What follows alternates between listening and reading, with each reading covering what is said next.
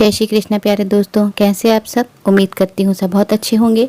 स्वागत है आपका अपने चैनल रिश्तों की कहानियाँ पर। आप सुन रहे हैं बहुत ही खूबसूरत सी प्यार, किस्मत, दर्द, गलतफहमी और गहरे एहसासों से सजी कहानी।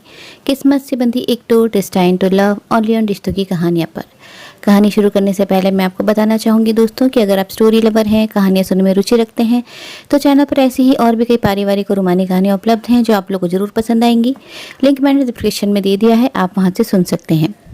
लास्ट एपिसोड में आपने सुना कि रुद्र स्वधा को काम के बहाने से वापस इंडिया ले आता है और उसे उसके माँ बाबा के घर ले जाता है। स्वधा रुद्र को उसके माँ बाबा के साथ बॉन्डिंग देखकर काफ़ी हैरान है। राजीव जी स्वधा से कुछ भी नहीं पूछते मगर रुद्र के बारे में उसे सब बताते हैं। रुद्र वहां से चला जाता है। अगले दिन रुद्र और स्वधा की मुलाकात फिर से डांस एकेडमी में होती है। रूही और मेघा भी स्वधा को वहां देखकर खुश भी होती हैं और गुस्सा भी। रूही स्वधा को 2 तमाचे लगाती है और बिना बात किए नाराजगी में वहां से चली जाती है। स्वधा और मेघा बात करते हैं और स्वधा काम खत्म होने के बाद वापस लौटने की बात मेघा को बताती है। अब आगे। हाँ, तुम्हारे एक पैक का मतलब बहुत अच्छे से पता है मुझे। पूरी टुल हो जाओगी और मुझे तुम्हें संभालना पड़ेगा। रूही बोली, तो तुम्हें मुझे संभालने में कोई प्रॉब्लम है? अगर तुम्हें मुझे संभालना नहीं पसंद तो छोड़ क्यों नहीं देते मुझे? मैं खुद को संभाल लूंगी, तुम्हें परेशान होने की जरूरत नहीं है। उस लड़के ने अब उसके हाथ से गिलास लेकर नीचे टेबल पर रखा और उसका हाथ मजबूती से अपने हाथ में थाम कर कहा, मैं तुम्हें सारी जिंदगी संभाल कर अपने पास रखना चाहता हूँ, पर तुम जो ये बेवड़ी बनी रहती हो ना, ये मुझे पसंद नहीं है। ऐसा भी कुछ नहीं हुआ कि तुमने पीना शुरू कर दिया। रूही बोली, तुम नहीं समझोगे, तुम्हारा दोस्त तो तुम्हारे पास है ना। मेरी दोस्त मुझे छोड़कर गई थी, वही दोस्त जिससे मैं खुद से भी ज्यादा प्यार करती हूँ, जिसको खुश देखना चाहती थी, पर वो तो खुद अपनी खुशियों से मुंह मोड़कर चली गई। लड़का बोलता है, पर अब तो वापस आ गई है ना। रूही कहती है, तो तुम्हें पता है? फिर कुछ सोचकर बोली, हाँ तुम्हें तो पता होगा ही, आखिर जीजू के साथ तुम भी तो गए होंगे ना। आखिर उनके खास दोस्त जो हो, हर वक्त परछाई की तरह उनसे चिपके रहते हो, है ना मिस्टर समर। ये समर ही था। स्वधा के जाने के बाद रूही बहुत अकेली हो गई थी, तो वो पब आकर अपना मन बहला लिया करती थी। पहले वो ड्रिंक नहीं करती थी, बस अकेले बैठकर चली जाती थी, पर एक दिन वो बहुत ज़्यादा डिप्रेस फील कर रही थी तो उसने ड्रिंक कर ली, वो भी इतनी कि उसको होश ही नहीं था। उस दिन समर भी वहाँ आया हुआ था, उसकी कोई मीटिंग थी वहाँ। जब उसने रूही को वहाँ देखा तो वो थोड़ा चौंक गया। वो उसको ऑब्जर्व करता रहा और जब रूही नशे में टुल जाने के लिए खड़ी हुई तो उसके कदम लड़खड़ा गए और समर ने उसको संभाल लिया। उसके बाद वो अक्सर यहाँ मिलने लगे। रूही ने समर को देखकर मुंह बनाया, पर समर ने उसकी बात सुनकर आराम से कहा, क्या हुआ, आज तुम्हारा मूड इतना खराब क्यों है? तुम्हें खुशी नहीं हुई कि भाभी वापस आ गई हैं? रूही ने गुस्से से उसका कॉलर पकड़कर कहा, जीजू उसे लेकर आए हैं, मतलब वो जानते थे कि वो कहाँ है, तो अनजान तो तुम भी नहीं रहे होंगे ना। मैं उसके लिए इतना परेशान थी, इतना याद करती थी उसे, तुमने खुद सब देखा है, फिर भी तुमने मुझे कुछ नहीं बताया, क्यों? समर ने अपने कॉलर पर से उसका हाथ उठाया और आराम से बोला, मुझे कल ही पता चला था कि भाभी कहाँ है, वो भी तब जब मैंने उन्हें अपने सामने देखा, और रुद्र को भी 1 महीने पहले ही पता चला था और वो उन्हें लाने के प्लान भी बना चुका था। भाभी ऐसे वापस नहीं आती, इसलिए उन्हें उनकी कंपनी के साथ हमारे प्रोजेक्ट के नाम पर फंसाकर लाए हैं यहाँ। रूही अब शांत हो गई, उससे दूर होकर बैठ गई, पर कुछ बोली नहीं। तो समर ने उसके पास खिसकते हुए कहा, मुझे सच में कुछ नहीं पता था। रूही बोली, मैं तुमसे गुस्सा नहीं हूँ, तो इतनी उदास क्यों हो? और आज तो भाभी आ गई ना, तो तुम यहाँ क्या कर रही हो? मैं उससे गुस्सा हूँ, वो आई थी एकेडमी, पर मैंने उससे बात नहीं की और करूँगी भी नहीं। बहुत शौक है ना उसे मुझसे दूर जाने का, तो रही दूर, मुझे भी उससे कोई फर्क नहीं पड़ता। समर ने उसकी बात सुनी तो उसके चेहरे पर बड़ी सी मुस्कान तैर गई। उसने उसके गाल खींचते हुए कहा, सच में तुम्हें कोई फर्क नहीं पड़ता?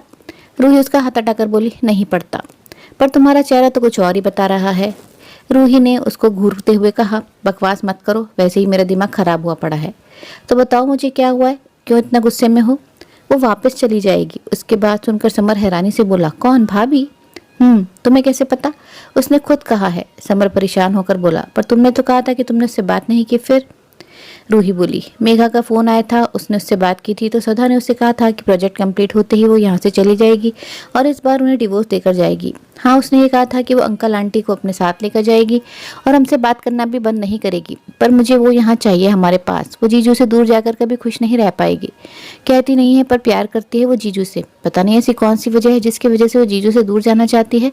ऐसी कौन सी वजह है जो उसको उन्हें और खुद को तकलीफ देने पर मजबूर कर रही है। पता नहीं वो क्या छुपा रही है जो वो मुझे भी नहीं बता रही, जबकि मैं उसकी ज़िंदगी में हर राज को जानती हूँ। मेरे हिसाब से तो बस एक ही वजह हो सकती थी उसके जीजू से दूर जाने के पीछे, पर वो वजह भी अधूरी सी लगती है क्योंकि वो तो शादी के वक्त ही सब सच सच बता चुकी थी और जीजू ने भी सब जानने के बाद भी उसे अपनी पत्नी मानने को तैयार थे।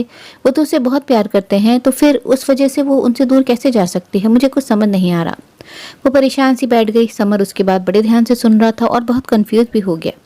उसके चुप होते ही उसने उसको अपनी तरफ मुड़कर कहा, कौन सी बात? किस बात के बारे में तुम कह रही हो? ऐसी कौन सी वजह है जिसकी वजह से भाभी रुद्र से दूर जा सकती है? रूही बोली, पता नहीं जो मैं सोच रही हूँ वो सही है या नहीं, क्योंकि वो तो सबसे पहले जीजू को बता चुकी है, फिर वो क्यों उस बात की वजह से उनसे दूर जाएगी? समर बोला, तो मुझे पूरी बात बताओ, मुझे सब जानना है। रूही ने एकदम सीरियस होकर कहा, स्वधा अंकल आंटी की बेटी नहीं है। ये सुनते ही समर को झटका से लगा। वो उससे पीछे हट गया और हैरानी से बोला, व्हाट? रूही ने आराम से कहा, तुम अगर ऐसे रिएक्ट करोगे तो मैं तुम्हें जो बताने वाली हूँ बता नहीं पाऊंगी। समर ने भी अब आराम से कहा, अच्छा ठीक है बोलो, मैं आराम से तुम्हारी सारी बात सुनूंगा। रूही बोली, स्वधा अंकल आंटी की सगी बेटी नहीं है। उसके मॉम डैड कौन है ये मुझे नहीं पता। वो यहाँ की भी नहीं है, मुंबई की है। उसकी पूरी फैमिली वहीं रहती है। वो भी पहले उनके साथ रहती थी, तब वो सेकेंड ईयर में थी। पर एक दिन ऐसा कुछ हुआ जिससे वो उनसे अलग हो गई। उसकी शांत सी जिंदगी में एक तूफान आया और उस तूफान ने उसकी जिंदगी बदल दी। उससे उसका सब कुछ छिनता गया और एक दिन में उसकी सारी दुनिया ही उजड़ गई। समर बोला, मतलब ऐसा क्या हुआ था? रूही बोली, एक दिन शाम को मार्केट कुछ सामान लेने गई थी, पर रास्ते में ही एक जीप उसके सामने आ गई। उसमें करीब 5 लड़के थे। उन्होंने उस पर गंदे गंदे कमेंट करने शुरू कर दिए। तो पहले तो सुधा डर गई क्योंकि ऐसा कुछ उसके साथ पहले कभी नहीं हुआ था, पर बाद में उसने हिम्मत दिखाई और उनको इग्नोर करके आगे बढ़ गई। तो वो लड़की जीप से उतर गई और उसका रास्ता रोककर उसको छेड़छाड़ करने लगी। वहां उस वक्त कोई नहीं था। इसी बात का फायदा वो लड़के उठा रहे थे। फ्लैशबैक। सुधा पहले ही डरी हुई थी, अब तो और भी घबरा गई और निकलने की कोशिश करते हुए बोली, मेरा रास्ता छोड़िए प्लीज। उनमें से एक लड़के ने बेशर्मी से मुस्कुराते हुए उसका हाथ पकड़ लिया। इतनी भी क्या जल्दी है रानी, पहले जरा तुझे देख तो ले, तो हमारे काम की है या नहीं। सुधा का चेहरा डर से फक सफेद पड़ गया, आंखें बरसने को तैयार हो गई। उसने सर झुकाकर निकलने की कोशिश की तो एक लड़के ने उसका हाथ पकड़कर कहा, अभी कहाँ चली? अभी तो तुझे हमारी रातें रंगीन बनानी है, उसके बाद तुझे छोड़ देंगे। सुधा की रुलाई छूट गई, आंखों से आंसू बह चले और वो अपना हाथ छुड़ाने लगी तो उनमें से एक ने उसकी कमर पकड़ ली। सुधा ने डर के उसकी तरफ देखा तो उस लड़के ने उसको अपने करीब खींच लिया और उसके चेहरे पर हाथ फिराते हुए बोला, कितनी सुंदर हो, इसे देखकर तो किसी की भी नीयत डोल जाए। आज तो हम कुदरत के इस करिश्मे की इज्जत करते हुए तुम्हें अपने साथ ले जाएंगे और तुझे देखकर अपनी प्यास बुझाएंगे। ये नखरे करना छोड़ और चुपचाप हमारे साथ चल। बस एक रात हमारे साथ बिता, बस आज की रात हसीन बना दे, कल सुबह होते ही तुझे छोड़ देंगे। सुधा गिड़गिड़ाते हुए बोली, प्लीज मुझे छोड़ दो, जाने दो मुझे, मैं वैसी लड़की नहीं हूँ, जाने दो मुझे। वो रोने लगी तो एक लड़के ने उसके आंसू साफ करते हुए कहा, अगर वैसी लड़की नहीं है तो आज के बाद बन जाएगी वैसा। अच्छा ही है अभी तक अनछुई है, तो आज से तुझे खिला हुआ फूल हम बना देते हैं। सुधा डर के मारे कांप उठी। वो उनसे छूटने के लिए चटपटाने लगी तो उन लड़कों को उसको उठाकर जीप में डाल दिया। एक ने जीप स्टार्ट की और बाकी सुधा को पकड़कर पीछे बैठ गए। उसके मुंह को दबाकर बंद किया हुआ था, वो चटपटा रही थी। गाड़ी चलाने वाले लड़के ने अपने बगल वाले लड़के को देखकर कहा, बहुत चटपटा रही है, लगा दे के इंजेक्शन, अपने आप शांत हो जाएगी और हमारा काम भी आसान हो जाएगा। उस लड़के ने तुरंत एक इंजेक्शन निकाला और सुधा के भांप पर लगा दिया। उसके हाथ पैर सब उन्होंने पकड़े हुए थे। वो बस कसमसाकर रह गई, न चिल्ला पाई न उनसे छूट पाई। कुछ देर तक गाड़ी सड़कों पर घूमती रही। अंधेरा होने लगा। अब तक उस पर नशा चढ़ने लगा था तो वो अब चटपटा नहीं रही थी, एकदम शांत पड़ गई थी। कुछ देर बाद गाड़ी एक नाइट क्लब के आगे रुकी और वो लड़के उसको अपने साथ लेकर अंदर की तरफ बढ़ गए। रूही ने उसको सुधा को नाइट क्लब लेकर जाने की बात बताई। समर बड़े गौर से उसकी बात सुन रहा था। उसके एक्सप्रेशन बदलते जा रहे थे। उसकी बात सुनकर दिमाग में कुछ बातें घूमने लगी थी। रूही ने आगे बताना जारी रखते हुए कहा, सुधा को ज्यादा ढंग से कुछ याद नहीं था कि उसके आगे क्या हुआ। कुछ धुंधला धुंधला सा जो याद था वो बस इतना था कि वो उसे अंदर लेकर चले गए और ऊपर बने रूम्स की तरफ लेकर जाने लगे। वो नशे में थी पर पूरी तरह से नहीं, तो उसने खुद को छुड़ाने की कोशिश की। उसके बाद उसने कहा था कि वो गिर गई थी। उसके आगे का उसे कुछ भी याद नहीं। जब वो अगले दिन उठी तो एक रूम में थी। फिर कुछ रुककर हिचकिचाते हुए बोली, एक लड़के के साथ जिसकी पीठ उसने देखी थी, उस पर महादेव का बड़ा सा टैटू बना हुआ था। ये सुनते ही समर की आंखें हैरानी से बड़ी हो गई।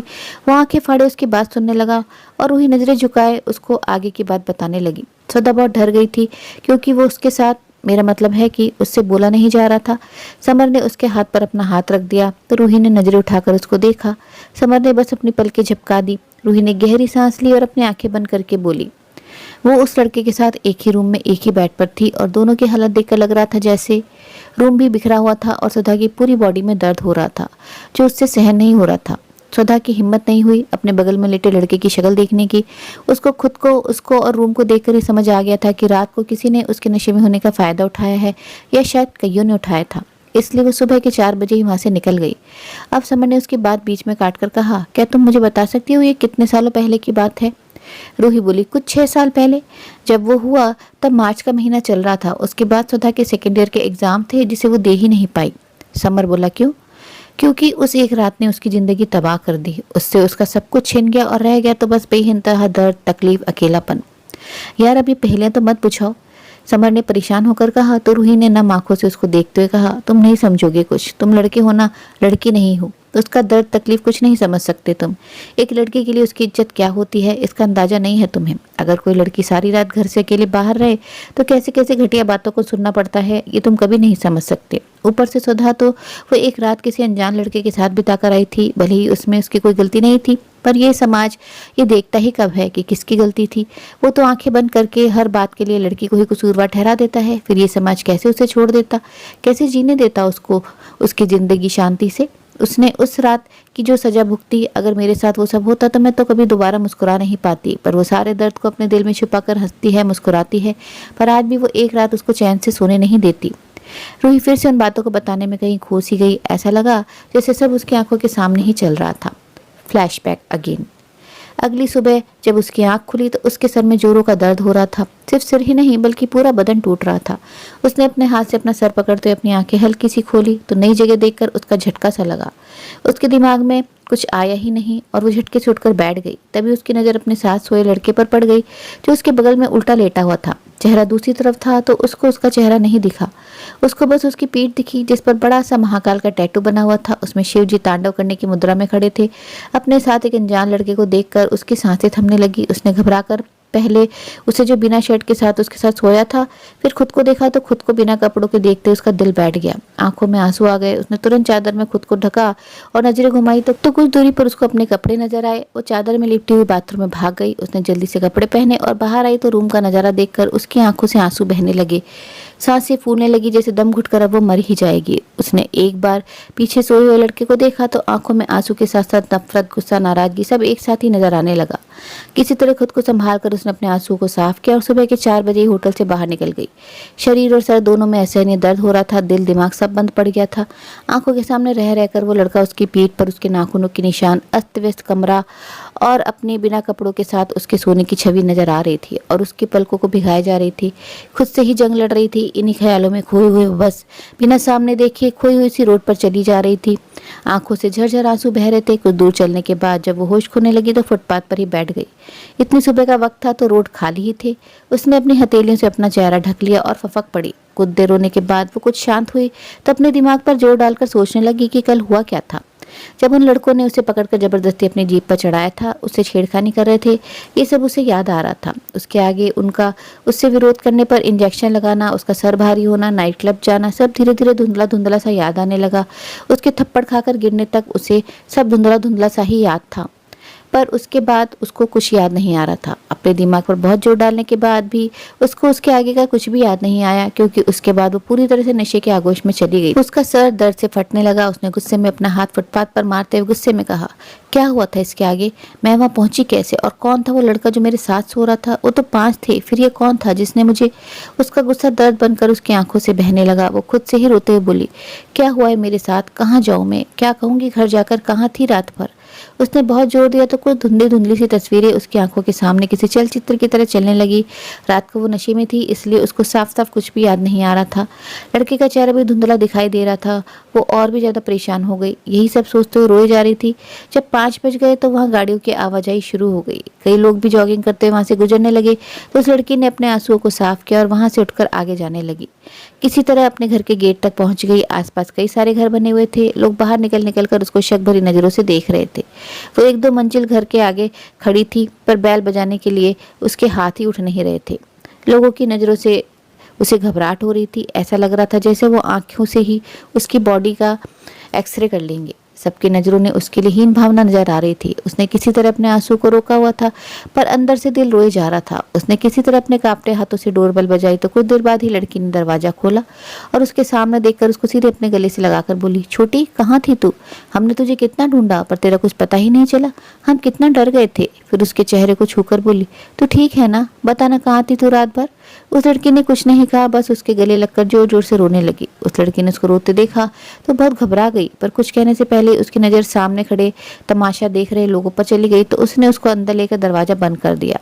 छोटी अभी भी रोए जा रही थी तो उसने उसको सामने लगे सोफे पर बिठाया और उसको पानी पिलाते हुए बोली, तो चुप हो जा बच्चा, तेरी दी है ना तेरे पास, चल जल्दी से पानी पी और चुप होकर बता क्या हुआ है। सुधा ने बस एक घूंट पानी पिया और वो कुछ कहते उससे पहले एक आदमी ने उसका हाथ पकड़कर उसको वहां से उठा दिया और एक चांटा उसके गाल पर दे मारा। चांटा इतना जोर का था कि सुधा का सर घूम गया और वो जाकर सीधे जमीन पर गिर गई। गालों पर 5 उंगलियों के निशान छप गए थे।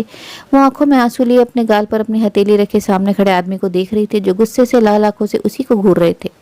चांटे की आवाज सुनकर किचन से सुधा की माँ बाहर आई और वहां का नजारा देखकर वो दौड़कर सुधा के पास पहुंच गई। वो बड़ी वाली लड़की भी उसके पास पहुंच गई और उसको उठाते हुए उस आदमी को देखकर बोली, पापा आप ये। उसने इतना कहा ही था कि वो आदमी गुस्से से चिल्लाया, बस आज कोई कुछ नहीं बोलेगा। अगर किसी ने बीच में आने की कोशिश भी की तो वो इस घर से बाहर नजर आएगा। वो सुधा को देखकर गुस्से से बोले, कहाँ थी रात भर? किसके साथ रंगरलियां मनाकर आ रही है? शर्म नहीं आई हमारी इज्जत को सबके सामने उछालने में? अपना न सही हमारी इज्जत की तो फिक्र की होती। क्या मुंह दिखाएंगे हम समाज में? बता कहाँ थी सारी रात? किसके साथ अपना मुंह काला करके आ रही है? और जब अपनी शर्म हया बेचकर किसी के साथ रात गुजार ही ली थी तो वापस क्यों आई अपना मनहूस चेहरा लेकर हमारे घर में? क्या हमारी सारे समाज में नाक कटाने के बाद और कुछ भी रह गया था जो तू यहाँ चली आई? बोल ना, अब बोलती क्यों नहीं? कहाँ मर रही थी अभी तक? लड़की उनके थप्पड़ से वैसे ही डर गई थी। अब तो वह डर के मारे कांपने लग गई। उसकी आंखों से आंसू बहे जा रहे थे। सुधा की माँ ने जब उनको डर से कांपते हुए देखा तो उसके आंसू साफ करते हुए बोली, ना मेरा बच्चा रोती नहीं। मुझे पता है मेरी बेटी कभी ऐसा कोई काम नहीं करेगी जिससे उसके मम्मी पापा का सर किसी के सामने झुके। तू डर मत और बता दे अपने पापा को कि कहाँ थी तू अभी तक। उसकी बात सुनकर सुधा की आंखों से आंसू और भी तेजी से निकलने लगे। उसने अपना सर झुका लिया पर कुछ बोली नहीं तो सुधा के पिताजी ने गुस्से से कहा, देख लीजिए अपने विश्वास का नतीजा। इनकी चुप्पी बता रही है कि अपनी मर्यादा तोड़कर किसी लड़के के साथ रात गुजार कर आ रही है। उसकी बात सुनकर बड़ी वाली लड़की ने रोते हुए कहा, पापा एक बार उसके आराम से बात तो कर लेने दीजिए। सुधा ऐसा नहीं कर सकती, जरूर कुछ हुआ होगा। उन्होंने सुधा का हाथ पकड़कर खींचते हुए कहा, आज इनसे बात सिर्फ हम करेंगे। कितनी बार कहा है लड़कियों को इतनी छूट मत दो, पर हमारी सुनता ही कौन है यहाँ। अब भुगती अपनी बेटी के कारनामों की सजा। सारा मोहल्ला हम पर थू करेगा। आपके प्यार की वजह से आज इन्होंने हमारी इज्जत सरेआम उछाल दी और बेशर्मों की तरह यहाँ आ भी गई। अब इनसे जो पूछना होगा, जो कहना होगा वो हम कहेंगे। अगर आप दोनों में से किसी ने भी इनकी तरफदारी करने के लिए हमारे फैसले के खिलाफ जाने की जरूरत की तो हम यहीं आग लगाकर अपनी जान दे देंगे। दोनों सुन रह गई। उनकी बात सुनकर उन्होंने सुधा को अपने सामने खड़ा करके कहा, हमारे सवालों का जवाब सच सच दीजिए। अगर आप चुप रहीं तो आपको हमारे घर से जाना होगा। सुधा की आंखों से आंसू बहे जा रहे थे पर उसके पिताजी पर उसके आंसुओं का कोई असर ही नहीं हो रहा था। बताइए कहाँ थी आप कल शाम से अब तक? चलिए हम सवाल थोड़ा आसान कर देते हैं। क्या आप सारी रात किसी लड़के के साथ थी? बस हाँ या ना में जवाब दीजिए। क्या आप किसी लड़के के साथ थी? तीनों उसके जवाब का इंतजार करने लगे। सुधा बस रोती ही रही। जब उसने कोई जवाब नहीं दिया तो उन्होंने गुस्से से चिल्लाकर कहा, हमने कहा हाँ या ना में जवाब दीजिए। कल आप किसी लड़के के साथ थी या नहीं? उनके गुस्से से डरकर सुधा ने जल्दी से हाँ में सर हिलाते हुए कहा, पापा वो।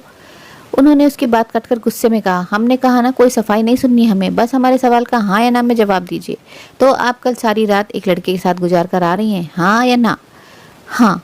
उसका जवाब सुनकर दोनों माँ बेटी शॉक्ड हो गई और आंखों से आंसू बहने लगे। सुधा भी रोई जा रही थी। तो आपने ना अपनी इज्जत की परवाह की, ना हमारे मान सम्मान की चिंता की और किसी लड़के के साथ शादी से पहले अपनी मर्यादा लांघ कर बेशर्मों की तरह हमारे घर आ गई। सुधा ने रोते हुए कहा, पापा आप हमारी बात। एक बार फिर उन्होंने उसकी बात काट कर कहा, हमने कहा ना कोई सफाई नहीं सुननी हमें। आपने अपनी मर्यादा लांघी या नहीं, बस ये बताइए।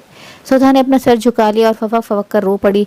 तो उन्होंने उसका हाथ पकड़कर कहा, हमें हमारा जवाब मिल गया और हमारा फैसला ये है कि आप जैसी चरित्रहीन और बेशर्म लड़की को हम अपने घर में रखकर अपना स्वर को दूषित नहीं कर सकते। आपने जो किया वो अपनी मर्जी से किया, तो जहां आप एक रात गुजार कर आ रही हैं बाकी की जिंदगी भी वहीं गुजारिए। आज से आपका और हमारा कोई रिश्ता नहीं है, ना ही इस घर में रहने वाले किसी भी इंसान से आपका कोई संबंध है।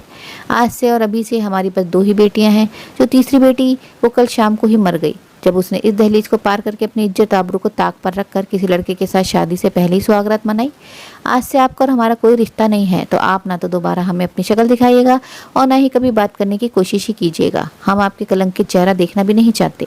वो उसको घसीटते हुए बाहर लेकर जाने लगे। सुधा तो बस रोए जा रही थी। उसकी माँ और बहन उनके सामने खड़े हो गए और रोते हुए बोले, एक बार उसकी बात तो सुन लीजिए, बेटी है वो हमारी। उन्होंने इतना ही कहा था कि सुधा के पिताजी ने दोनों को सामने से हटाते हुए कहा, हमने कहा ना, कोई रिश्ता नहीं हमारा इस बाजारू लड़की से जिसने अपनी इज्जत गंवा दी हो और किसी के साथ रात गुजार कर आ रही हो। अगर आप दोनों बीच में आई तो हम खुद को आग लगा लेंगे। दोनों रोते हुए गिड़गिड़ाने लगे, पर उन्होंने किसी की नहीं सुनी और सुधा को खींचते हुए गेट से बाहर धक्का देकर कहा, दोबारा अपना मनहूस चेहरा लेकर कभी हमारे सामने मत आइएगा। आज से तुम हमारे लिए मर गई हो और हम तुम्हारे लिए। जहाँ जाना हो जाओ, जिसके साथ रहना हो रहो। एक से ना मन भर जाए तो 2-4 लड़के और ढूंढ लो और गुजारो अपनी रातें उनके साथ। हमें आपसे कोई मतलब नहीं है। जाइए, निकल जाइए यहाँ से। अब और हमारी इज्जत का तमाशा बनाने की जरूरत नहीं है। जाइए यहाँ से। सुधा बोली, पापा हमने कुछ नहीं किया। वो बोलते हैं, हमने कहा ना, जाइए यहाँ से। आपका और हमारा कोई रिश्ता नहीं है, तो हमें पापा कहकर हमारा अपमान मत कीजिए। आप जैसी बेटी के पापा होने से तो अच्छा होता हम बेऔलाद ही होते। चली जाइए यहाँ से, इससे पहले कि गुस्से में हम कुछ ऐसा कर दें जो हम नहीं करना चाहते। उन्होंने गुस्से में उसके मुंह पर ही गेट बंद कर दिया। बाहर वो गेट पकड़कर रोती रही, वह अंदर वो दोनों रोती रहीं। गुस्से में सुधा के पिताजी ने दोनों को देखते हुए कहा, अगर ये दरवाजा खुला तो आप दोनों हमारा मरा हुआ मुंह देखेंगी। बाहर जो लड़की खड़ी है उसका हमसे कोई रिश्ता नहीं, तो ये रोना धोना बंद कीजिए और अपने काम कीजिए। वो गुस्से में वहां से चले गए। सुधा की माँ रोते हुए धम से वहीं बैठ गई। बाहर से सुधा कुछ देर तो रोती रही, पर आसपास के लोगों के ताने उसको बर्दाश्त नहीं हो रहे थे, तो उसने दरवाजा खटखटाकर रोते हुए कहा, माँ मैंने कुछ नहीं किया, आप तो मेरा विश्वास कीजिए। आप सबको मैं गलत लग रही हूँ ना, तो मैं जा रही हूँ। अब कभी अपना साया भी आप सब पर पड़ने नहीं दूंगी, पर माँ मेरा विश्वास कीजिए, मैं कभी ऐसा कुछ नहीं कर सकती जिससे आपका या पापा का सर किसी के आगे झुके। जो हुआ उसमें मेरी गलती नहीं थी, पर गुनहगार मुझे ही ठहराया जाएगा ये भी जानती हूँ, इसलिए अब मैं कुछ नहीं कहूँगी। जा रही हूँ माँ, हो सके तो मुझसे नफरत मत कीजिएगा। इसके आगे कोई आवाज़ नहीं आई, तो सुधा की माँ ने जल्दी से उठकर उन्हें दरवाज़ा खोलने के लिए हाथ बढ़ाया, पर उनकी बात याद आती उनके हाथ रुक गए। उन्होंने जल्दी से अपने आंसू पहुंचे और अपनी दूसरी बेटी का हाथ पकड़कर बोली, तुम मेरे साथ चलो। वो जल्दी से उसको अपने कमरे में लेकर गई और अलमारी खोलकर उसमें बचाए पैसे निकालकर उसके हथेली पर रखकर बोली, खिड़की से जा और उसको ये पैसे देकर उसको अपनी दीदी के पास दिल्ली जाने बोल दे, मैं उससे बात कर लूँगी। तू सुधा को अपना फ़ोन दे दे और बोलियो कि यहाँ से दिल्ली की ट्रेन लेकर वहाँ स्टेशन पर पहुँचकर इंतज़ार करे। यहाँ नहीं रह सकती पर दीदी के पास तो रह सकती है। उन्होंने उसको खिड़की से बाहर निकाल दिया और खुद रोते ऊपर देखकर बोली, हे भोलेनाथ मेरी बच्ची की रक्षा करना। सुधा वहाँ से रोते हुए निकल गई। बस सड़क पर रोते हुए चलने लगी। न रास्ते का होश था न गाड़ियों का। अपने पापा की कई बातें शीशे की तरह उसके कानों में चुभ रही थी। सुबह जो उसने देखा वो याद करके वो और भी फफक पड़ी। उसकी बहन काया उसको ढूंढते हुए रोड पर भाग रही थी। तभी उसकी नज़र सामने बीच रोड पर चल रही सुधा पर चली गई, तो वो जल्दी से उसके पास भाग गई और उसका हाथ पकड़कर उसके कोने में खींच लिया। सुधा अभी भी होश में नहीं थी, आंखों से आंसू बहे जा रहे थे। काया ने उसको अपने गले से लगाकर कहा, सुधा तू ठीक तो है ना? सुधा ने उनको देखा, फिर दर्द भरी मुस्कान के साथ बोली, मुझे क्या होगा दी? आपने सुना नहीं, पापा ने कहा कि मैं खुशी से किसी को अपनी इज्जत से खेलने का मौका देकर आई हूँ। मैं तो बहुत खुश हूँ। कल रात मेरे साथ क्या हुआ मुझे तो वो ठीक से याद तक नहीं, फिर भी मैं ही गुनहगार बन गई। मेरे पापा ने मेरी बात तक नहीं सुनी और मुझे घर से ये कहकर निकाल दिया कि जिसके मर्जी पास जाऊँ और उनके पास वापस ना आऊँ। उन्होंने एक पल में मुझे बाजारू बना दिया। मैं बाजारू नहीं हूँ दी, मैंने कुछ नहीं किया। वो मुझे जबरदस्ती उठाकर ले गए थे। मैंने उन्हें रोकना भी चाहा पर उन्होंने मुझे कोई इंजेक्शन लगा दिया। उसके बाद जो मुझे कुछ भी ढंग से याद नहीं। सुबह जब उठी तो खुद को किसी लड़के के साथ देखा। मुझे नहीं पता दी मैं वहाँ कैसे पहुंची। मैं तो ये भी नहीं जानती कि वो कौन था और क्या हुआ था रात को। वो फफ कर रो पड़ी तो काया ने उसको अपने गले लगाकर कहा, बस बस बच्चा, मुझे पता है मेरी बहन कभी कुछ गलत नहीं कर सकती। उसको खुद से अलग करके उसके हथेली पर पैसे और फ़ोन रखकर बोली, ये रख, यहाँ से टैक्सी लेकर रेलवे स्टेशन जा और वहाँ से दिल्ली की ट्रेन ले हो। माँ त्रिशा दीदी से बात कर लेंगी तो दीदी या जीजू तुझे लेने वहाँ आ जाएंगे। अगर ज़रूरत पड़े तो दीदी को फ़ोन कर लेना। घर पर फ़ोन मत करना, बस फ़ोन अपने पास रखना। जब पापा घर पर नहीं होंगे तो मैं खुद तुझे फ़ोन कर लूँगी। रास्ते में कुछ खा लेना और किसी से बात मत करना। रोइयो तो बिल्कुल भी नहीं। कुछ दिन वार है, उसके बाद देखते हैं आगे क्या करना है। फिर उसके गले लगाकर बोली, अपना ध्यान रखना। अब मुझे जाना होगा, चल तुझे टैक्सी में बिठा देती हूँ। सुधा उससे अलग ही नहीं हुई तो उसने उसकी पीठ को सहलाते हुए कहा, मेरी सुधा तो बहुत बहादुर है ना, तो डर मत। चल मैं तुझे खाने पीने का सामान भी दिला देती हूँ। वो उसको लेकर दुकान पर चली गई और कुछ खाने पीने का सामान लेने लगे तो सुधा ने उसका हाथ खींचते हुए कहा, दी मेरा सर बहुत दुख रहा है, शरीर में भी बहुत दर्द है। उसकी बात सुनकर काया उदास हो गई, पर फिर अपनी उदासी छुपाकर मुस्कुराकर बोली, कोई बात नहीं, कुछ खाकर दवाई ले लेगी तो ठीक हो जाएगा। काया सुधा को लेकर टैक्सी स्टैंड पर आ गई और उसको अपने गले लगाकर बोली, अपना ध्यान रखना, अगर कोई कुछ भी दे तो बिल्कुल मत लेना, भूख लगे तो जो दिया है वो खा लेना, यहाँ से सीधे दिल्ली जाना, स्टेशन पर जाकर किसी से भी बोल देगी तो तुझे टिकट दिला देगा, पैसे संभाल कर रखना, जरूरत पड़ने पर काम आएंगे, रोना नहीं है, मैं और माँ जल्दी ही तुझसे मिलने आएंगे, अब तू जा, मैं ज़्यादा देर तक बाहर नहीं रह सकती। उसने उसको टैक्सी में बिठाया और टैक्सी वाले को बोला, भैया जरा इसको टिकट दिला दीजिएगा। वो भैया उसे जानते थे तो उन्होंने मुस्कुरा कर कहा, चिंता मत करो, जैसे तुम्हारी बहन है वैसे मेरी भी तो है, इसको ट्रेन में बिठा कर ही आऊँगा। काया ने उन्हें थैंक यू कहा और वो वहाँ से निकल गए। दोनों बहनों की आंखें नम हो गई थी, पर जाना तो था ही।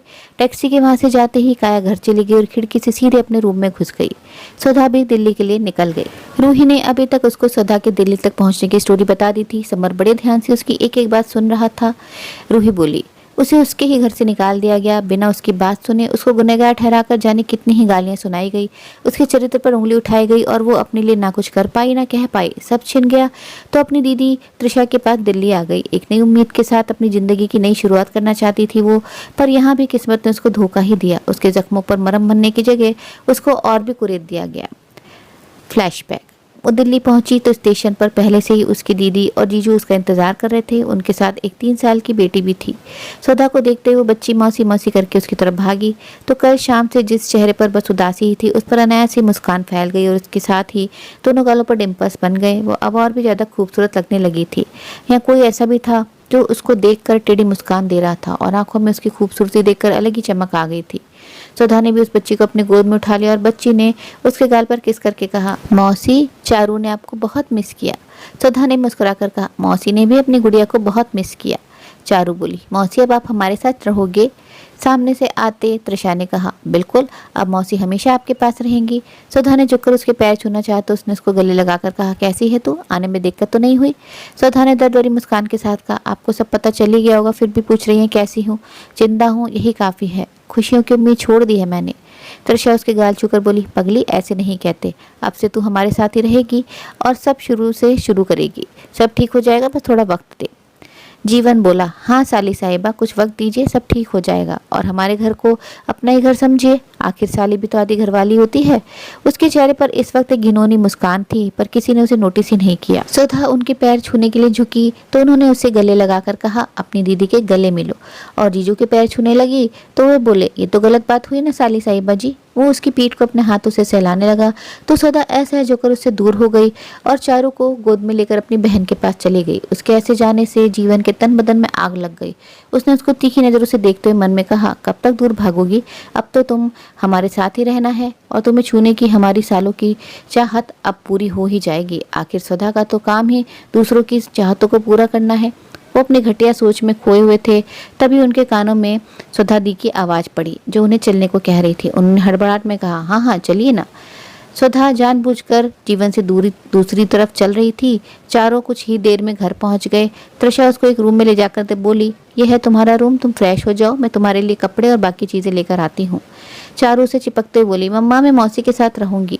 त्रिशा ने मुस्कुराकर कहा, बिल्कुल आप अपनी मौसी के साथ रहेगा, पर अब मौसी थक कर आई है ना तो उन्हें नहाने तो दीजिए, तब तक आप हमारे साथ चलिए, हम आपकी मौसी के लिए अच्छा सा खाना बनाएंगे। चारू तुरंत मान गई और उनके पास चली गई। सुधा भी जाकर बेड पर बैठ गई और रूम को देखने लगी। उसे अपना रूम याद आ गया तो उसकी आंखें नम हो गई। उसने अपने हाथ में पकड़ा फोन देखा तो अपनी बेबसी पर ही मुस्कुरा दी। तभी वहां त्रिशा आ गई और उसने जल्दी से अपने आंसुओं को पोंछ लिया। त्रिशा उसके गाल छूकर बोली, सुधा मेरी बात मानोगी? त्रिशा उसके सामने बैठ गई और उसका हाथ थाम कर बोली, देख मैं एक लड़की हूँ, तेरा दर्द तकलीफ बहुत अच्छे से समझ सकती हूँ, मानती हूँ कि जो भी हुआ उतनी आसानी से भुलाया नहीं जा सकता, पर जो हो गया सो हो गया। अब तो तू यहाँ मेरे पास आ गई है तो भूल जा सब, नए तरीके से सब शुरू कर। मैं यहीं तेरा एडमिशन करवा दूंगी तो तू बस अपनी पढ़ाई पूरी कर, यहाँ तुझे कोई नुकसान नहीं पहुँचाएगा। ये सुनते ही उसके मन में एक आवाज़ आई कि नुकसान पहुँचाने वाला तो आपके सामने ही है, पर आप देख नहीं पा रहे या देखना ही नहीं चाहती। त्रिशा उसको समझाते हुए आगे बोली, जो हुआ उसमें तेरी कोई गलती नहीं थी तो खुद को सजा मत दे, पढ़ लेकर अपने पैरों पर खड़ी हो, उसके बाद कोई तुझे कुछ कह नहीं पाएगा। मैं हूं ना, मैं हमेशा तेरा साथ दूंगी। चल अब तू जाकर नहा ले, मैं खाना लगाती हूँ। सुधा ने हाँ में सर हिला दिया तो वो बाहर चली गई। जाने क्यों सुधा को यहाँ आकर और भी ज्यादा डर लगने लगा, पर वो अभी कहाँ और जा भी नहीं सकती थी, तो उसने अपना दिल मजबूत किया और नहाने चली गई। कुछ देर में बातों के बीच सबने डिनर किया और उसके बाद त्रिशा किचन में काम करने चली गई। वहीं चारू सुधा के रूम में चली गई। जीवन गिद्ध की निगाहों से सुधा को देख रहे थे। अब दोनों अपने बेडरूम में पहुंचे तो त्रिशा बाथरूम में जाते बोली, सुनिए जरा चारू को सुधा के रूम से ले आइए, वरना वो रात को उसको परेशान करेगी। वो तो बाथरूम में चली गई, पर उनकी बात सुनकर जीवन शैतानी मुस्कान के साथ सुधा के रूम की तरफ बढ़ गया। जब वो रूम में पहुंचा तो वहां का नजारा देखकर उनकी आंखें चमक उठी और मुस्कान बड़ी हो गई। चारू आगे आगे भाग रही थी और सदा आंखों पर पट्टी बांधे उसको यहाँ से वहां ढूंढ रही थी। उसने अपने सूट की चुन्नी को आंखों पर बांधा हुआ था और अपनी दीदी के कपड़े पहने थे जो उसको थोड़े ढीले थे, गला भी लटका हुआ था। वो तो इस बात से अनजान कि एक चील उसके शिकार के लिए उस पर नजरें गड़ाए बैठा है और अब उसको देखकर उसके अंदर का जानवर बाहर आने लगा है। वो बड़े शौक से मुस्कुराते हुए हाथ आगे बढ़ाकर उसको पकड़ने की कोशिश कर रही थी। चारू ने अपने पापा को देखा तो भागकर उनके पीछे छुपकर बोली, मासी आइए आइए पकड़िए मुझे। सुधा बोली, चारू अब तो मैं तुम्हें पकड़ ही लूंगी। उसने आगे टटोलते हुए उस तरफ कदम बढ़ा दिए।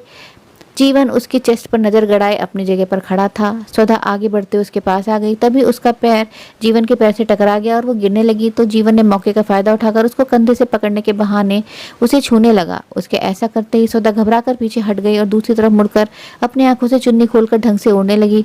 तो चारू ने उसके सामने आकर कहा, मासी आप हार गई, आपने चारू को नहीं पकड़ा तो चारू जीत गई। सुधा ने अपनी घबराहट छुपाते हुए कहा, हाँ बेटा आप हैं ही इतनी समझदार कि मासी आपको पकड़ ही नहीं पाई। जीवन जी टेढ़ी मुस्कान के साथ उसको देखते हुए बोला, चारू समझदार है और मासी बहुत खूबसूरत है ना चारू? चारू ने झट से हाँ में सर हिलाकर कहा, हाँ पापा मौसी बहुत प्रिटी है, बिल्कुल मेरी डॉल की तरह है। सुधा ने जीवन की तरफ मुड़कर कहा, जीजा जी आप यहाँ कुछ काम था? जीवन ने बेशर्मी से मुस्कुराते हुए कहा, हमारी खास साली यहाँ है तो क्या हम उनसे बात करने नहीं आ सकते? सुधा ने जबरदस्ती मुस्कुराकर कहा, बिल्कुल आ सकते हैं, पर आप गलत वक्त पर आए हैं, मैं सोने जा रही थी।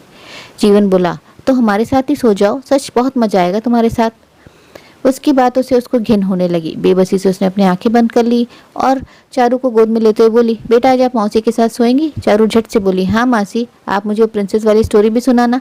सुधा ने मन में कहा, अब वो प्रिंसेस नहीं रही बेटा, अब वो लोगों की घिनौनी हरकतों को चुपचाप बर्दाश्त करने वाली मजबूर लड़की बन गई है, जिसे एक ने इस्तेमाल करके छोड़ा नहीं कि दूसरा उसे नौचने के लिए तैयार खड़ा है। फिर उसने उसको अपने सीने से लगाकर कहा, आज आपको एक प्रिंस की कहानी सुनाएंगे जो सब बुरे लोगों को मारकर प्रिंसेस को बचा लेता है। चारू ने खुश होकर कहा, वाह, फिर वो प्रिंस तो बहुत अच्छा होगा ना? सुधा बोली, बिल्कुल भोलेनाथ के जैसा होगा, दुष्टों का नाश करने वाला। ये बात उसने तिरछी निगाहों से जीवन को देखकर कही तो उसने पलटकर वार करते हुए कहा, बेटा आज आप हमारे साथ चलिए, हम आपको एक डेविल की कहानी सुनाएंगे जो प्रिंस से भी ज्यादा पावरफुल है और वो प्रिंस को मारकर प्रिंसेस को अपने साथ ले जाता है। ये बात उसने तिरछी निगाहों से जीवन को देखकर कही थी तो उसने भी पलटवार करते हुए कहा, बेटा आज आप हमारे साथ चलिए, हम आपको एक डेविल की कहानी सुनाएंगे जो प्रिंस से भी ज़्यादा पावरफुल है और वो प्रिंस को मारकर प्रिंसेस को अपने साथ ले जाता है। चारू सुधा से चिपकते हुए बोले, नहीं, डेविल गंदा होता है और मैं अच्छी बच्ची हूँ तो मैं प्रिंस की स्टोरी सुनूंगी और मैं मासी के साथ ही सोऊंगी। जीवन चिढ़कर सुधा को देखने लगा। तभी पीछे से त्रिशा जी की आवाज़ आई, आपको तो मैंने चारू को लाने को कहा था और आप है कि खुद बातों में लग गए। उसके बाद सुनकर तीनों ने सामने देखा तो उनको देखते ही चारू जल्दी से बोली, मम्मा मुझे मौसी के साथ सोना है। सुधा भी उनको देखते बोले, दीदी चारू को मेरे पास रहने दीजिए, मुझे इसके साथ अच्छा लगता है। त्रिशा बोली, पर वो रात को तुझे परेशान करेगी। सुधा बोली, कोई बात नहीं दी, मैं उसे संभाल लूंगी। ठीक है, अगर तू खुश है तो सुला ले उसे अपने साथ। वो जीवन को लेकर वहां से चली गई तो सुधा ने जल्दी से दरवाजा बंद कर लिया और उसको अपने सीने से लगाए हुए बेड पर आकर बैठ गई। आंखों में आंसू आ गए थे। वो उसको ऐसे ही सीने से लगाए हुए बैठी रही तो चारू ने अपना सिर उठाकर उसको देखा और उसके आंसू पहुंचते हुए बोली, मौसी आप रो रही हैं? सुधा ने तुरंत अपने आंसू को साफ कर लिया और मुस्कुराकर बोली, नहीं तो मौसी तो बहुत खुश है क्योंकि चारू मौसी के साथ है ना। चारू उसके गले लगकर बोली, चारू हमेशा मौसी के साथ रहेगी, आप दुखी मत होइए। आपने कहा था ना प्रिंस आकर सब गंदे लोगों को मार देता है, तो मैं भी आपके लिए एक प्रिंस को बुला दूंगी, फिर जो भी आपको रुलाएगा ना प्रिंस उन सबको मार देगा। उसकी मासूम सी बातें सुनकर सुधा ने मुस्कुराकर खुद से कहा, प्रिंस और मेरे लिए ही सपना ही है क्योंकि अब कोई प्रिंस नहीं आएगा, अगर आएगा तो डेविल। जिंदगी के हर कदम पर सही कहते हैं पापा, अब मैं बाजारू बन गई हूँ, कोई इज्जत नहीं रही मेरी। वो अपनी सोच में गुम हो गई तो चारू उसके गाल खींचते बोली, मौसी कहानी सुनाइए ना। सुधा उसका हाथ हटाकर बोली, पहले आप अच्छी बच्ची की तरह लेटिए, उसके बाद कहानी सुनाऊंगी। चारू तुरंत लेट गई तो उसने भी उसको कहानी सुनाना शुरू कर दिया। स्टोरी सुनाने के बाद सुधा ने चारू को देखा तो वो सो चुकी थी। सुधा ने उसके माथे को चूम कर कहा, तुम्हें महादेव सबकी बुरी नजर से बचाए, मेरी तरफ तुम पर भी कभी कोई दाग न लगे। उसके बगल में लेट गई और उसके हाथ थाम कर रोने लगी। रोते रोते ही वो सो गई। अगला 1 महीना ऐसे ही बीता। जीवन किसी न किसी तरह उसके पास जाने की कोशिश करता, पर वो हर बार चारू का सहारा लेकर बच जाती। उनके घर में एक मेड आया करती थी, घर में काम वही करती थी। सुधा चारू को संभालती और दोनों मियाँ बीवी ऑफिस जाते थे। सुधा चारू के साथ ही रहती थी। उसके सर्टिफिकेट भी यहाँ आ गए थे। अब वह बस एडमिशन के फॉर्म का इंतजार था। सुधा जब यहाँ आई थी तब वो सेकेंड ईयर में थी, पर उसके एग्जाम्स रह गए थे क्योंकि एग्जाम से पहले ही सब कांड हो गया, तो उसको शुरू से सब शुरू करना था। वो खुद अब कुछ और करना चाहती थी, बस क्या करना है ये सोचना था। आज भी रोज की तरह सब साथ में नाश्ता करने बैठे थे। जब से सुधा आई थी घर में मेड के साथ मिलकर वो सारे काम करवाती थी। त्रिशा उसको मना भी करती थी, पर वो खाली बैठी बैठी बोर हो जाती थी, तो सुबह से शाम तक खुद को काम और चारू में उलझा कर रखती थी ताकि बाकी बातें याद ही ना आए। चारू की वजह थी जिसकी वजह से उसने मुस्कुराना शुरू किया था। सुधा रोज की तरह उसको खाना खिला रही थी। त्रिशा बोली, सुधा आज अपर्णा नहीं आएगी तो तू अंदर से दरवाजा बंद कर लियो और सब काम करने की जरूरत नहीं है, बस चारू का ध्यान रखियो, बाकी मैं आकर देख लूंगी। सुधा बोली, मैं कर लूंगी दीदी, आप चिंता मत कीजिए। त्रिशा की बात सुनकर जीवन के चेहरे पर एविल मुस्कान तैर गई। वो उनके साथ ही बाहर चले गए तो सुधा ने भी दरवाजा बंद कर लिया और चारू के साथ खेलने लगी। साथ ही घर के छोटे मोटे काम भी करती जा रही थी। तो उसने अपनी चुन्नी को अपने कंधे से लेकर नीचे कमर पर बांधा हुआ था। सुबह से दोपहर हो गई। चारू लंच करके कुछ घंटे सोया करती थी, तो आज भी वह सो गई। सुधा के पास यही वक्त था। उसने जल्दी से झाड़ू लगाना शुरू किया, तभी अचानक डोरबेल बज गई। उसने टाइम देखा तो 2 बज रहे थे। उसने गेट खोलते हुए कहा, अपर्णा आज तो तुम आने वाली नहीं थी ना? फिर उसने आगे की बात उसके मुंह में ही रह गई और घबराहट के मारे उसकी धड़कनें तेज चलने लगी। सामने जीवन खड़ा था। सुधा ने अपनी घबराहट छुपाते हुए कहा, जीजू आप इस वक्त? जीवन ने अंदर आकर कहा, मुझे लगा तुम अकेले बोर हो रही होगी, इसलिए सोचा तुम्हारा मन बहला दूं। सुधा पीछे खिसकते हुए बोली, मैं बोर नहीं तो, मैं तो काम कर रही थी। उसने वापस झाड़ू हाथ में ले ली तो जीवन ने झाड़ू के साथ साथ उसकी हथेली पकड़ते हुए कहा, तुम्हें ये सब करने की क्या जरूरत है? तुम तो यहाँ रानी बनकर रहो। तुम ही तो मेरे दिल की रानी हो। बस मुझे खुश कर दो, उसके बाद मैं तुम्हारी जिंदगी बना दूंगा। सुधा उसकी बातों से और भी ज्यादा घबरा गई और जल्दी से झाड़ू छोड़ दिया। उसका हाथ अभी भी जीवन के हाथ में था और वो उसके हाथ को सहला रहा था। सुधा ने किसी तरह अपना हाथ उसके हाथ से छुड़ा लिया और रूम में जाते हुए बोली, मैं चारू को देख कर आती हूँ, उसके उठने का टाइम हो गया है। वो जल्दी से भागने की फिराक में थी, पर जीवन ने उसके सारे प्लान पर पानी फेर दिया। उसने 2 कदम बढ़ाया ही था कि उसने उसका हाथ पकड़ लिया। सुधा का दिल धक्के से रह गया। उसने हाथ छुड़ाना चाहा तो जीवन ने कस के उसकी कलाई पकड़ते हुए ही उसकी तरफ कदम बढ़ाते हुए कहा, आज तुम्हें कोई बहाना बचा नहीं सकता, बहुत वक्त है। इसी मौके की तलाश में था, अब जाकर मिला है तो इस मौके को ऐसे ही अपने हाथ से नहीं जाने दूंगा। सुधा थूक निकलते हुए बोली, जीजा जी आप ये कैसी? उसने इतना कही था कि जीवन ने उसके चेहरे पर आती लटों को उसके कान के पीछे करते हुए कहा, इतनी छोटी तो तुम हो नहीं कि इस बात का मतलब न समझ पाओ, और तुम तो एक्सपीरियंस भी हो। अब किसी अनजान लड़के के साथ रात बिता सकती हो तो अपने जीजू को भी अपनी सुंदरता को देखने का और छूने का मौका तो दे ही सकती हो। उसने छूटने के लिए छटपटाते हुए कहा, जीजू छोड़िए मुझे, भूले मत मैं आपकी बीवी की बहन हूँ। अगर आपने मुझे छुआ तो मैं दीदी को बता दूंगी। जीवन उसकी कमर पर हाथ से कसते हुए बोला, जाओ बताओ, कुछ भी करो, पर करने से पहले इतना याद रखना कि तुम्हारी दीदी मुझसे कितना प्यार करती है। दिल टूट जाएगा बेचारी का ये सुनकर। और चारू, उसका क्या होगा? और उससे भी बड़ी बात, तुम्हारा क्या होगा? लोग क्या कहेंगे? तुमने अपने जीजू को अपनी खूबसूरती के जाल में फंसाकर अपनी दीदी का बसा बसाया संसार उजाड़ दिया। बता पाओगे अपनी दीदी को कि मैंने तुम्हारे साथ क्या किया है? अगर बता सकती होती तो आज तक बता चुकी होती। इसलिए मुझे डराने की कोशिश मत करो। आज मैं वो करके ही रहूंगा जो मुझे करना है। और अब तुम ये नाटक करना बंद करो। कोई सती सावित्री तो हो नहीं तुम। पहले जी जाने किसके साथ रंगलियां मनाकर आई हो और अब ऐसे दिखा रही हो जैसे आज तक किसी ने छुआ ही ना हो। वैसे अच्छा ही है, तुम्हें पहले एक्सपीरियंस है तो मुझे ज़्यादा प्रॉब्लम नहीं होगी, तुम्हें भी ज़्यादा तकलीफ नहीं होगी। बस आराम से मेरा साथ देना, बस तुम मुझे खुश करती रहो तो मैं भी तुम्हें यहाँ कोई तकलीफ नहीं होने दूंगा। सुधा बोली, जीजू छोड़िए मुझे, आप कैसी बातें कर रहे हैं? जीवन ने उसको सोफे पर धक्का देकर कहा, अब तुमने मुझे ये करने पर मजबूर कर दिया है। अगर तुम यही चाहती हो तो यही सही। उसने उस पर झपटा, पर सुधा तुरंत दूसरी तरफ पलट गई और झट से उठकर रूम की तरफ भागने लगी। पर जीवन ने उसकी कलाई पकड़ ली, उसको वापस अपनी तरफ खींच लिया और उसको अपने नीचे लेकर बोला, तुम ऐसे नहीं मानोगी। ये कहते उसने उसके कमर पर अपने नाखून चुभाते हुए कस के उसके कमर पकड़ ली। सुधा दर्द से चटपटा उठी। वो उसको खुद से दूर करने लगी, पर जीवन उसको भूखे शेर की तरह नोचने के लिए तैयार था। उसने उसके कंधे, गर्दन और चेहरे को चूमना शुरू किया तो सुधा का दिल घबराने लगा। डर से उसकी जान निकलने लगी। उसने अपना सर जोर जोर से हिलाना शुरू किया। जीवन ने उसके बाल पकड़कर पीछे की तरफ खींचते हुए कहा, जितने नखरे दिखाएगी उतनी ही तकलीफ दूंगा, चुपचाप रहे वरना ऐसा हाल करूंगा कि उठने के लायक भी नहीं रहेगी। सौदा और भी ज्यादा डर गई। वो अभी भी उसको खुद से दूर करने की कोशिश कर रही थी और वो उसके साथ जबरदस्ती करने में लगा था। अचानक ही दरवाजा खुला और अपर्णा अंदर आते हुए बोली, दीदी आपने दरवाजा खोला। इसके आगे के शब्द उसके कंठे में ही रह गए। सामने का सीन देखकर उसकी रूह कांप गई। वहीं उसकी आवाज़ सुनकर जीवन जल्दी से उसके ऊपर से उठ गया। सदा रोते हुए रूम में भाग गई और दरवाजा बंद करके वहीं बैठकर रोने लगी। अपर्णा तो पत्थर की तरह जम गई थी। जीवन जल्दी से उसकी नज़रों से बचते हुए वापस बाहर भाग गया तो अपर्णा दरवाजे की आवाज़ सुनकर होश में आई और जल्दी से मेन गेट लॉक करके सुधा के रूम की तरफ भाग गई। अपर्णा दरवाजा खटखटाते हुए बोली, दीदी दरवाजा खोलिए। दीदी मैं जानती हूँ सब, किसी ने भले ही उनकी हरकतों पर गौर न किया हो, पर मैंने बहुत बार देखा है कि कैसे वो आपको चील की नज़रों से देखते हैं, आपको छूने के बहाने ढूंढते हैं। मुझे पता है दीदी कि आप गलत नहीं हैं, तो आपको मुझसे छुपने की जरूरत नहीं है। मैं आज नहीं आने वाली थी, पर मैं बस आपके लिए ही आई, क्योंकि मैं जानती थी कि आपके जीजाजी बस एक मौके का इंतजार कर रहे हैं और आज दोपहर से अच्छा मौका उनको मिल ही नहीं सकता था, जब मैं यहाँ नहीं थी और चारू भी सो रही थी। बस इसलिए मैं आ गई। लेकिन सॉरी दीदी, मुझे थोड़ी देर हो गई। दीदी दरवाज़ा खोलिए ना, मुझे आपसे बात करनी है। उसके बहुत बोले पर सुधा ने दरवाज़ा खोला तो उसके आंसू से भीगे चेहरे को देखकर अपर्णा ने उसको अपने गले से लगा लिया। सुधा उसके गले लगकर फफक पड़ी और रोते हुए वहीं बैठ गई। दोनों बहुत देर तक ऐसे गले लगे रहे। सुधा रोती रही और वो उसकी पीठ सहलाती रही। रोते हुए उसको 1 घंटे से ज़्यादा हो गया पर उसका रोना बंद नहीं हुआ। तो अपर्णा ने उसको आंसुओं को साफ करके कहा, बस दीदी आप क्यों रो रही हैं? गलत आप नहीं है, वो कमीना जीजा है जो अपनी बहन समान साली पर बुरी नज़र डालता है। सुधा ने रोते हुए कहा, अपर्णा क्या किसी लड़की के साथ एक बार जबरदस्ती की गई हो तो उसका मतलब ये होता है कि उसके बाद कोई भी लड़का उसकी इज्जत को जार जार करने की कोशिश कर सकता है और उसको मना करने तक का हक नहीं होता? वो भी बस इसलिए क्योंकि उसके साथ कोई पहले ही वो सब कर चुका है। तो अगर कोई और भी वही सब करे तो क्या फ़र्क पड़ता है? अपर्णा बोली, नहीं दीदी, किसी लड़के को किसी भी लड़की को उसकी मर्जी के खिलाफ छूने का अधिकार नहीं है और हर लड़की को अधिकार है कि अगर कोई उसके साथ जबरदस्ती करे तो उसका हाथ तोड़ दे। इसमें इस बात का कोई फ़र्क नहीं पड़ता कि उसके साथ ये पहली बार हो रहा है या पहले भी हो चुका है। फ़र्क बस इस बात से पड़ता है कि वो लड़की क्या चाहती है। दीदी मैं आपको एक बात कहूँ? सुधा कहती है, कहो ना, इतने दिनों में तुम मेरी दोस्त जैसी बन गई हो तो जो चाहे वो कह सकती हो। अपर्णा बोली, दीदी आप यहाँ से चली जाइए। यहाँ इस दरिंदे के सामने रहकर आप खुद को बचा नहीं पाएंगी।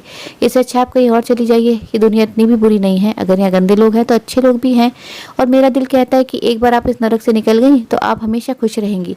चली जाइए यहाँ से। आपने मुझे अपनी दोस्त कहा ना, पर मैं आपको अपनी बड़ी बहन मानती हूँ। मैं बहुत छोटी थी तब मेरे बाप ने मुझे चंद पैसों के लिए बेच दिया था। जिसने मुझे खरीदा वो मेरे साथ गलत काम करना चाहता था और मुझे उसी काम में लगाना चाहता था। तब मैं बस 13 साल की थी, मुझे तो कुछ पता भी नहीं था। पर वहाँ एक आंटी थी जो मुझे एकदम माँ की तरह रखती थी। एक दिन वो आंटी मौका देखकर मुझे वहाँ से लेकर भाग गई। तब से मैं उनके साथ लोगों के घरों में काम करके अपनी ज़रूरतों को पूरा करती हूँ। तब तो मुझे कुछ समझ नहीं थी, पर अब मुझे पता चलता है कि उन्होंने मुझे किस नरक से बचाया है और मैं तहे दिल से उनका शुक्रिया अदा करती हूँ। आपने बहुत तकलीफ सही है, अब आपकी ज़िंदगी में खुशी ही आएगी। बस आप यहाँ से भाग जाइए। कल से मैं भी यहाँ काम करने नहीं आऊँगी, इसलिए आप आज ही यहाँ से भाग जाइए। अब आप फ्रेश हो जाइए, मैं कुछ खाने को बना देती हूँ। अपर्णा बाहर चली गई। सुधा बहुत देर तक उसकी कई बातों के बारे में सोचती रही। फिर अपने सर्टिफिकेट निकालकर एक तरफ रख लिए। लगभग शाम के 4 बज गए थे। चारू अभी भी सो रही थी और सुधा अपर्णा के साथ बैठी थी। कुछ देर शांति से बैठने के बाद सुधा ने वहाँ से खड़े होते हुए कहा, थैंक यू अपर्णा मुझे समझने के लिए। अगर ज़िंदगी में मौका मिला तो दोबारा तुमसे ज़रूर मिलूंगी। अब मैं यहाँ से जा रही हूँ। अब चाहे जहाँ भी रहूँ पर किसी को खुद को छूने नहीं दूंगी। आज मैं यहाँ से हमेशा हमेशा के लिए जा रही हूँ और तुम भी कल से यहाँ मत आना और प्लीज़ दीदी को कुछ मत बताना। बस इतना कह देना। उनकी बहन अपने पैरों पर खुद से खड़ी होना चाहती थी, इसलिए यहाँ से जा रही है। रूही ने खोले हैं सुधा के अतीत के पन्ने। सुधा का अतीत जानकर क्या समर रुद्र को ये सब बताएगा? क्या सुधा के अतीत का कोई कनेक्शन है रुद्र और समर के साथ? अगर सुधा के माता पिता कोई और हैं तो राजीव जी और उमा जी से क्या रिलेशन है सुधा का? सभी सवालों के जवाब जानने के लिए सुनते रहिए किस्मत से बंधी एक डोर, this time to love only on रिश्तों की कहानियाँ पर। आप लोगों से रिक्वेस्ट है कि अगर आप चैनल पर नए हैं तो जाने से पहले कहानी को एक छोटा सा लाइक और चैनल को सब्सक्राइब करना ना भूलें। और अगर कहानी अच्छी लग रही है तो कहानी को अपने फ्रेंड्स और फैमिली के साथ शेयर ज़रूर करें ताकि वो भी कहानी को एंजॉय कर सकें। कहानी अच्छी लग रही है, बुरी जैसी भी लग रही है, कमेंट करके ज़रूर बताएं। मैं आपके सभी सवालों और कमेंट्स का रिप्लाई देने की पूरी कोशिश करती हूँ। तो मिलते हैं कल कहानी के अगले भाग के साथ। तब तक के लिए आज्ञा दीजिए। नमस्कार।